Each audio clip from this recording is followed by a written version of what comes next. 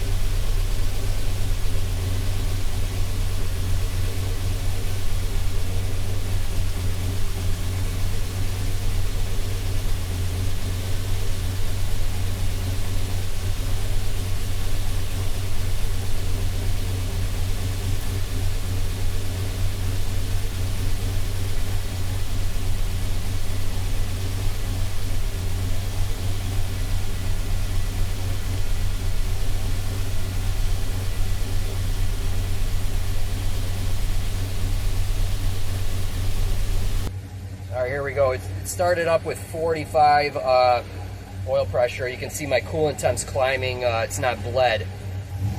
So I got to shut it down and take care of that, but good oil pressure. All right, so it runs good. Good oil pressure, 40 pounds, cold, idle, 45 or so or whatever when it was 50 degrees. And then quick snap of the throttle up to like 2,500, 3,000. I can see it's climbing over 60. So full throttle, it should be 70 to 80 psi oil pressure, which is cool. So not much left to do. Couple little things here and there. Maybe improve some of the wiring, some of the routing, just little stuff, and throw the hood back on, and then I'll be ready to go.